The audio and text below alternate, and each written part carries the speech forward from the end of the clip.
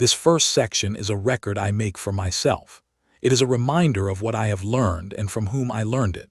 Not theories, not arguments, but character. These are lessons drawn from living examples, parents, teachers, friends, and mentors, whose conduct shaped the person I am trying to become. I write these things so I do not forget what was entrusted to me. Before all else, when I wish to lift my spirit, I remind myself of the virtues I see in the people around me. One person shows diligence, another modesty, another generosity, another patience or honesty. There is no joy quite like seeing many forms of virtue alive at once, embodied in real people, not merely spoken of. I must keep these examples ready in my mind so that I can return to them whenever I falter. From my grandfather Varus, I learned calmness of temperament and self-restraint. He showed me how to remain gentle and composed, even when provoked, and how to avoid anger as something unnecessary and destructive. His life taught me that firmness does not require harshness, and that steadiness of character is more powerful than force. From the memory and reputation of my father, I learned modesty and dignity. Though I knew him only briefly, his manner left an impression. A sense of quiet strength, responsibility, and respect for oneself and others. He taught me, even in absence, that true manliness does not announce itself. From my mother, I learned reverence, generosity, and moral restraint. She showed me how to avoid wrongdoing not only in action, but even in intention. From her, I learned to live simply, to avoid indulgence, and to resist the excesses that wealth often encourages. She demonstrated that self-control and kindness can coexist, and that a disciplined life is not a joyless one. From my great-grandfather, I learned the value of education done properly. He ensured that I did not rely only on public instruction, but also received careful teaching at home.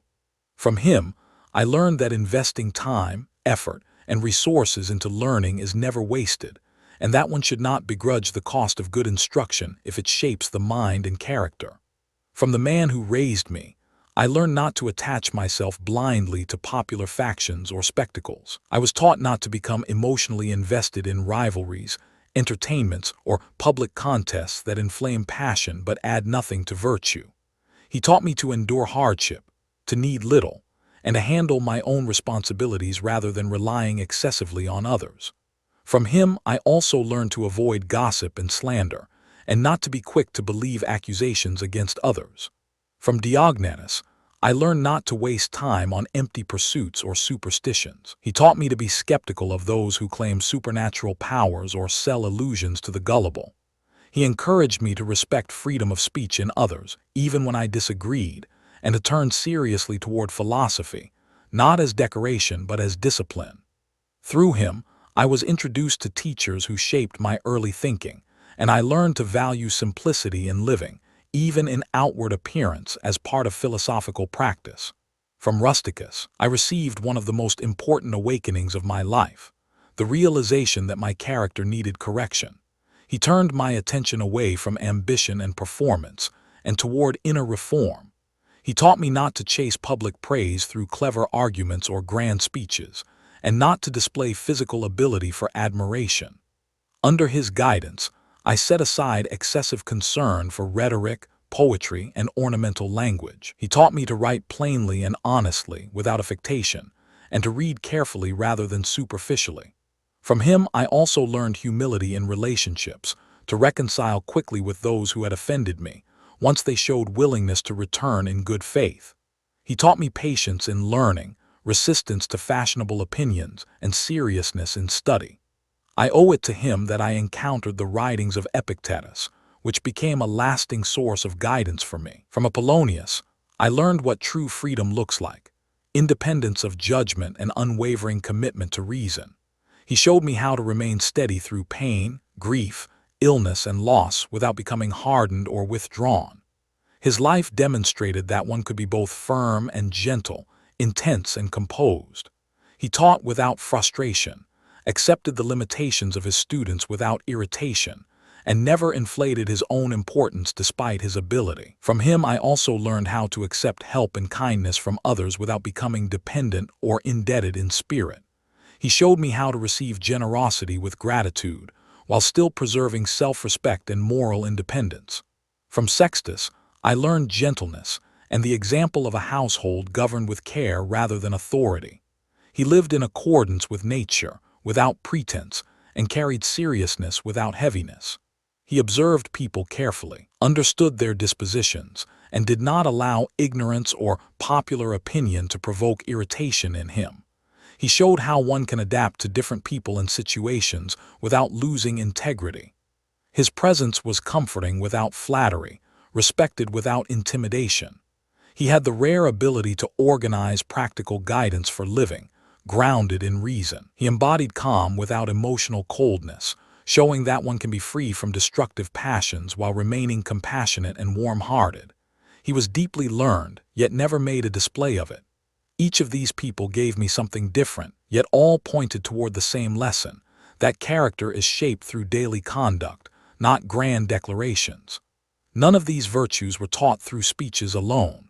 They were lived, observed, and absorbed. I remind myself of these examples not to praise the past, but to hold myself accountable. Whatever good I possessed did not originate in me alone. It was learned, modeled, and entrusted to me. Therefore, it must be practiced and passed on. To fail in this would be not merely personal weakness, but ingratitude. From Alexander the grammarian, I learned restraint in correction. He taught me not to be harsh or humiliating when others made mistakes in speech, grammar, or expression.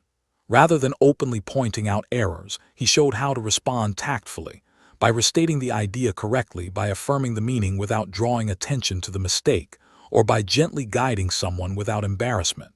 From him I learned that the goal of communication is understanding, not superiority. Correctness is meaningless if it damages goodwill. Precision should be paired with kindness, and learning should never be enforced through shame. From Fronto, I gained insight into the hidden burdens of power. He showed me how positions of absolute authority invite envy, deceit, and hypocrisy. The closer one stands to power, the more carefully one must guard against flattery and manipulation.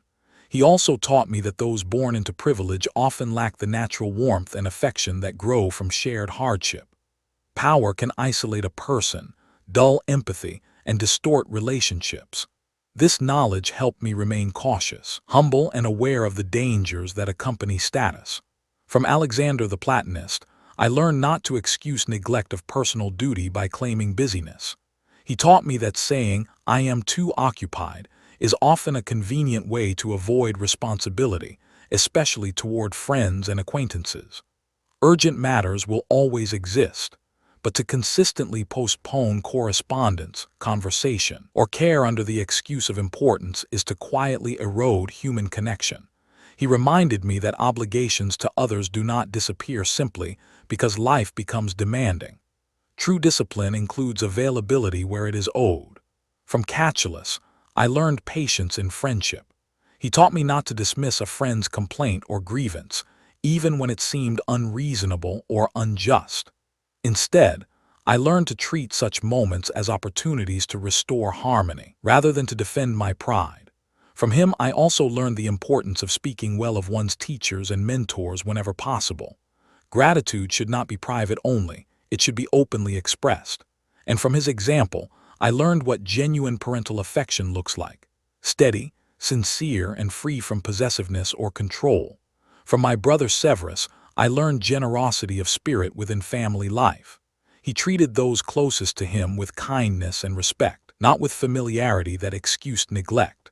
Through him, I was introduced to the lives and principles of men who embodied moral courage and resistance to injustice, figures who valued integrity over survival and conscience over compliance. It was he who first awakened in me the desire for a political order governed by fairness and equality, where laws serve the common good rather than the interests of the powerful. From him, I learned to imagine leadership not as domination, but as service. He also showed me the importance of consistency in philosophical study, not allowing it to be interrupted by ambition, distraction, or convenience. Philosophy was not something he practiced when conditions were ideal. It was the foundation of his daily life. From him I learned generosity without calculation, optimism without naivety, and trust in the goodwill of friends. He assumed sincerity rather than suspicion, and this openness strengthened those around him. One of his greatest qualities was his honesty. When he corrected someone, his intentions were never hidden. His friends never had to guess where they stood with him. His clarity removed anxiety, and his transparency created trust. In this, I saw how openness can be a form of kindness. From Claudius Maximus, I learned self-command above all else. He embodied a rare steadiness, unmoved by chaos, unshaken by illness, and calm in the face of sudden change. He did not resist adversity with complaint, nor dramatize hardship. From him I learned cheerfulness without frivolity, courage without aggression, and seriousness without gloom. Whatever task lay before him, he approached it thoroughly and without resentment. He did not grumble, procrastinate, or dramatize effort. He simply acted. People trusted him instinctively. When he spoke, it was believed that he meant exactly what he said. When he acted, it was clear his intentions were sincere. There was no dissonance between his words and his deeds. His manner was never rushed, yet never sluggish. He was not startled by events, nor overwhelmed by them. He did not appear anxious, dejected, or unstable. He laughed when appropriate, but never excessively. He did not flare into anger, nor drift into suspicion. He was inclined toward forgiveness, ready to help, and unwavering in truthfulness. What struck me most was that his integrity seemed natural, not forced. He did not appear corrected or restrained by external discipline, but rather as someone whose character was already aligned with what was right. No one felt diminished in his presence, nor did anyone believe themselves morally superior to him. His goodness did not provoke comparison. It invited respect. And yet, despite all this seriousness of character, he was pleasant, warm, and approachable. His dignity did not create distance. His presence brought calm rather than tension.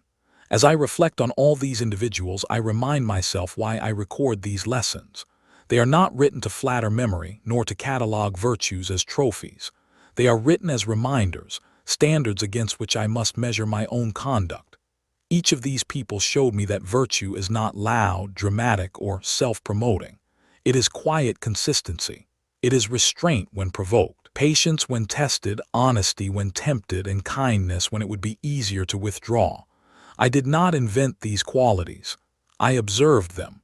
I received them. And therefore, I am responsible for them. To live otherwise would be to betray not only myself, but those who shaped me.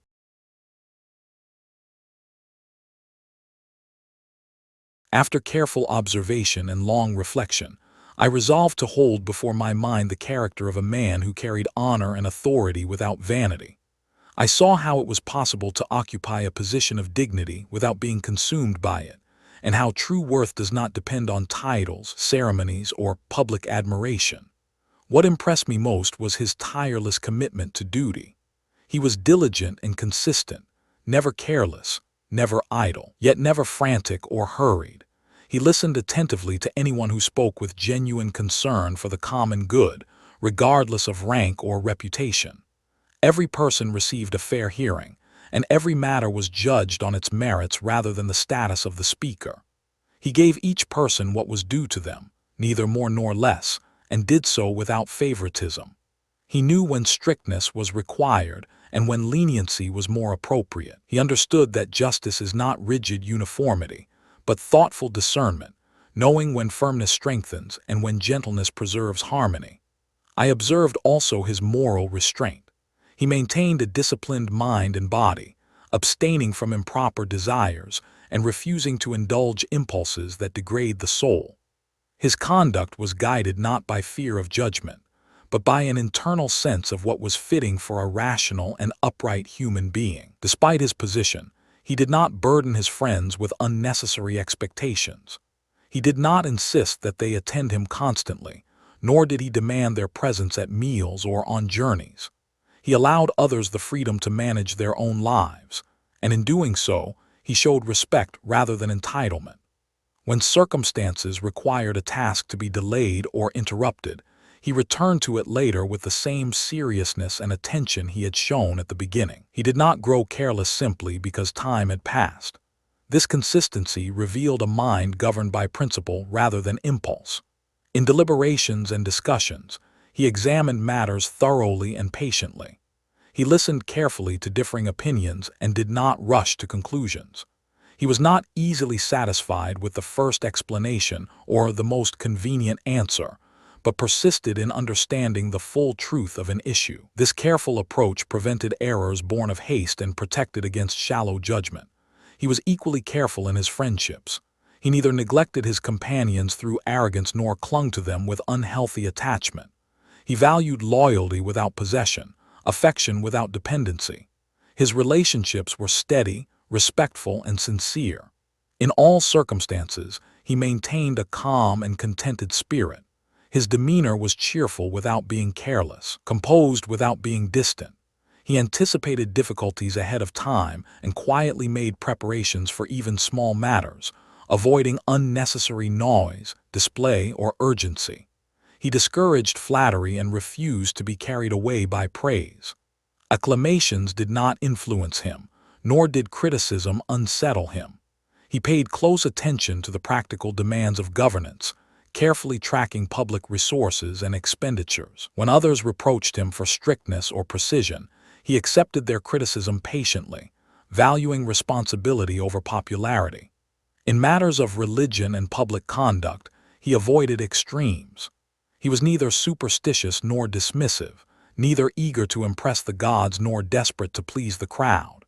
He acted soberly and appropriately in all things, never seeking novelty for its own sake, nor clinging to tradition merely to be seen doing so. Though his position afforded him many comforts, he enjoyed them freely and without display. When such comforts were present, he accepted them without anxiety or pride. When they were absent, he felt no distress or sense of loss.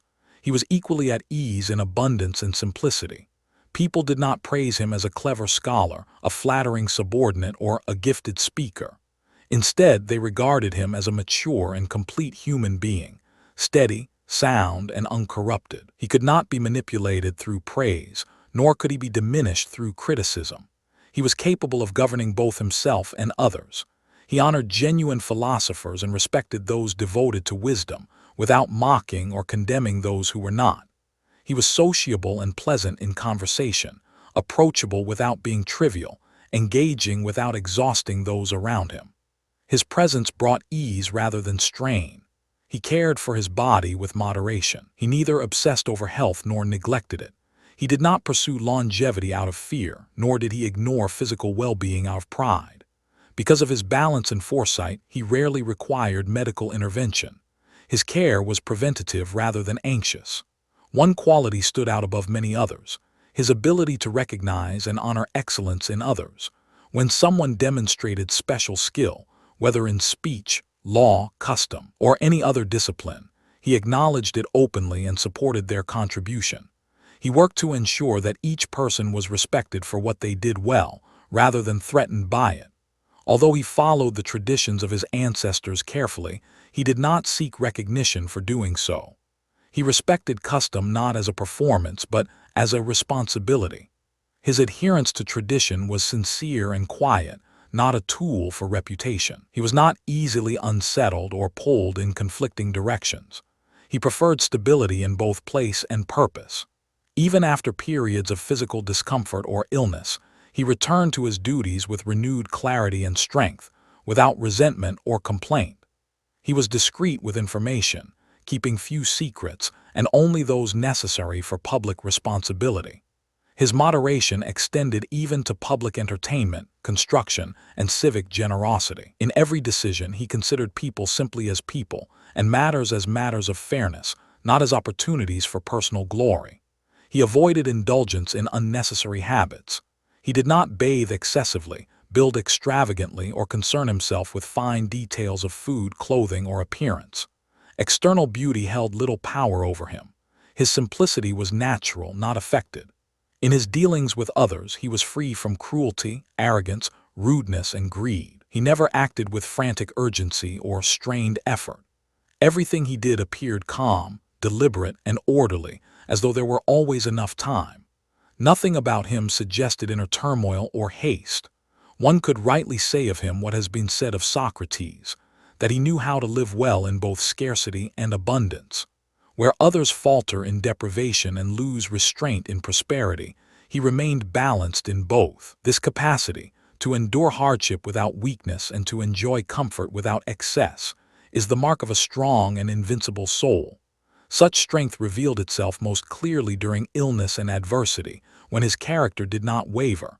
Even in suffering, he remained composed, rational, and humane. I record all of this not as praise, but as instruction. These are the standards I must hold myself to. These examples remind me that virtue is not theoretical. It is visible in conduct, consistency, restraint, and clarity of purpose. If I fall short, I know what I am aiming toward.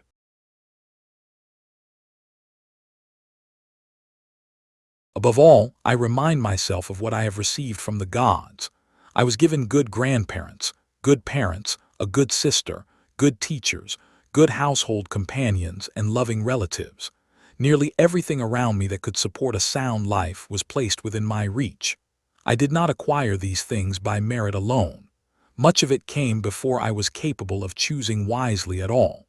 I was also spared from committing serious wrongs against those close to me, not because my nature was incapable of error, for it certainly was, but because circumstances never combined in such a way that my weaknesses were fully tested. That restraint was not my achievement. It was mercy. Events did not align in a way that would have exposed my worst impulses, and I acknowledge that without this protection, I might have failed. I am grateful that I was not raised for long under improper influences, and that the integrity of my early life was preserved. I did not exhaust or cheapen my youth. I did not rush prematurely into adulthood, nor take on roles or identities before I was ready. In fact, I delayed growing into certain responsibilities longer than was strictly necessary, and this delay protected me. I lived under the authority of a father who taught me that power does not require spectacle. He stripped away pride and vanity from my understanding of rule. He showed me that it is entirely possible for a man to govern without surrounding himself with guards, excess luxury, dramatic displays, or symbols of magnificence. One can live almost as a private citizen and still carry out public responsibilities with firmness and effectiveness. Through him, I learned that authority does not diminish when external display is reduced. What matters is the strength of judgment, not the height of ceremony. I was given a brother whose life served as both a mirror and a guide. Through his example, I was encouraged to reflect on my own conduct, and through his affection, I experienced genuine companionship.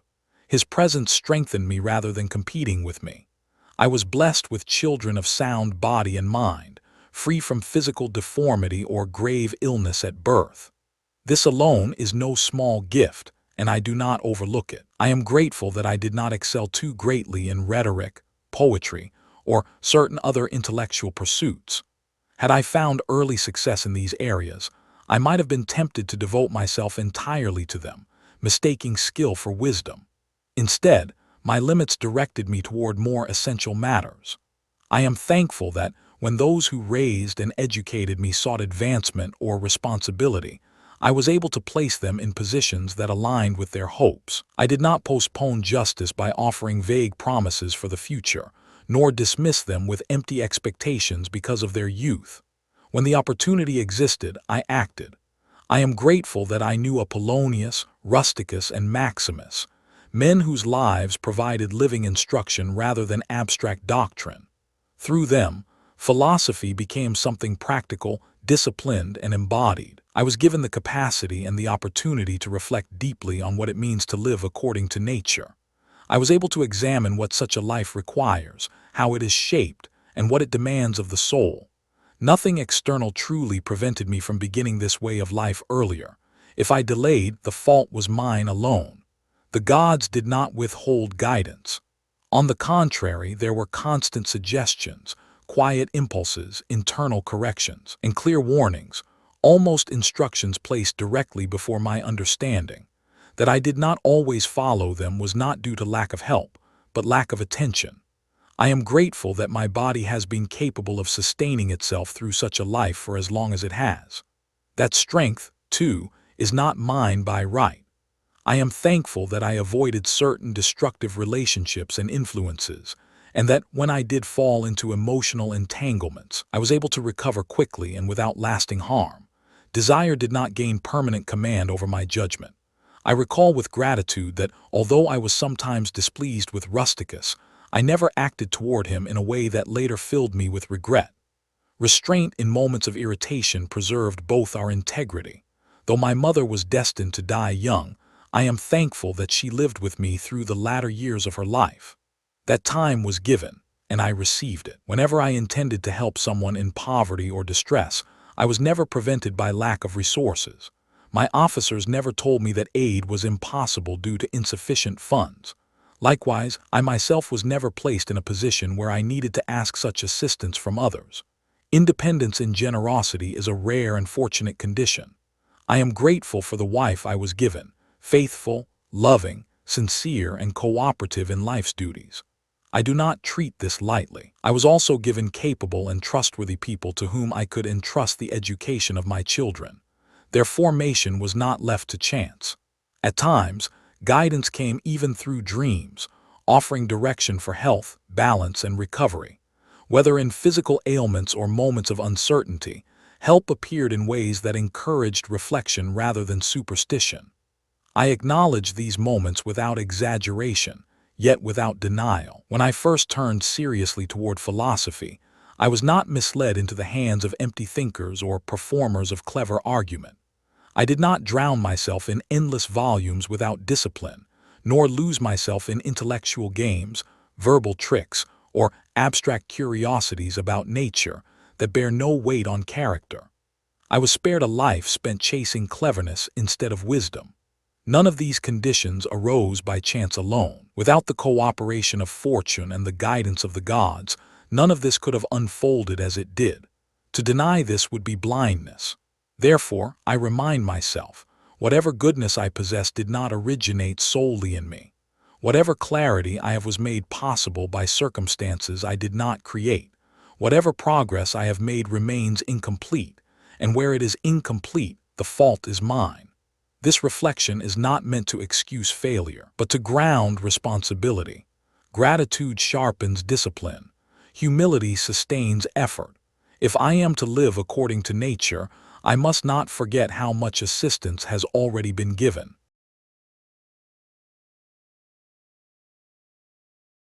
Each morning before the day begins, remind yourself of what you are likely to encounter.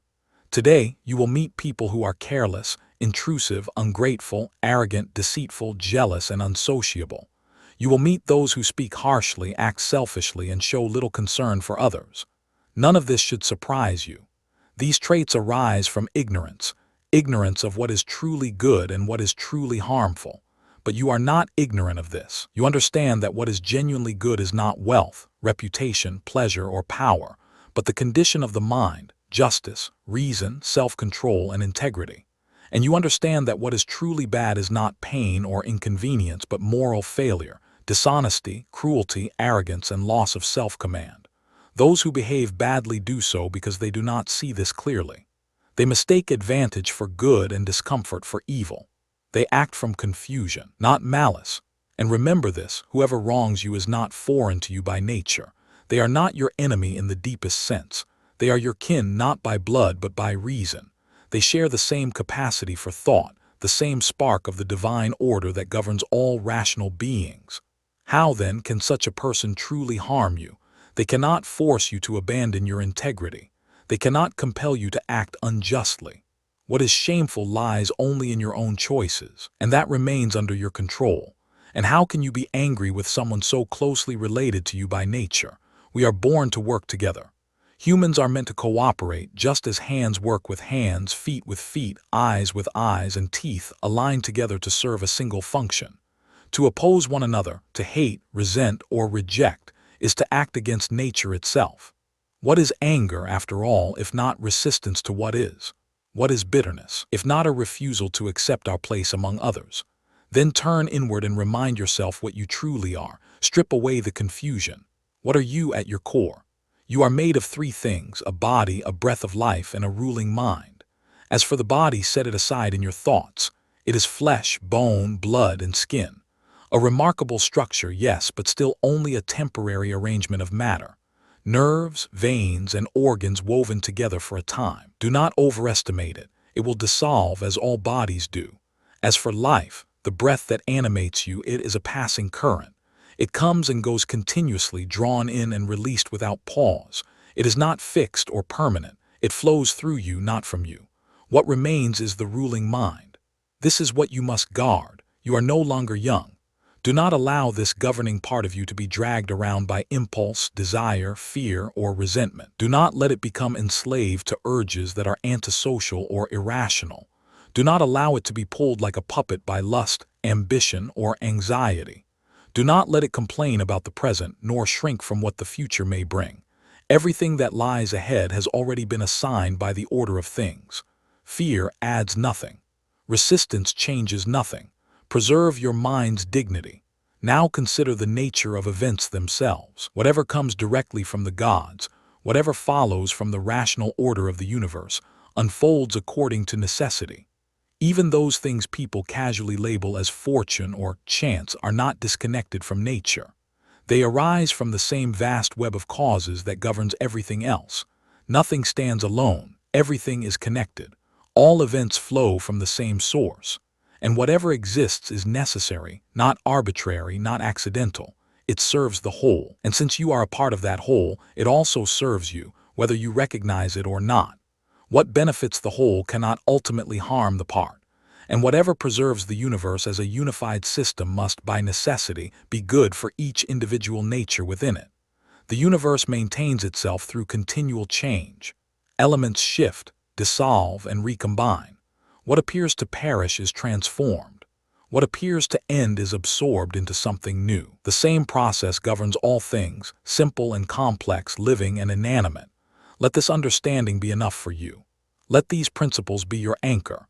You do not need endless books to confirm what reason already shows you. You do not need to chase explanation after explanation. If you cling to reading out of restlessness or fear, if you read in order to avoid living, you will die dissatisfied, murmuring, and resistant.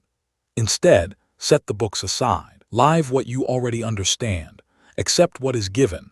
Act justly where action is required. Meet events calmly. When the time comes to leave this life, do so without complaint, grateful rather than resentful. Be content with what has been allotted. Be at peace with the order of things. Be thankful to the gods, not with ceremony but with acceptance. This is enough.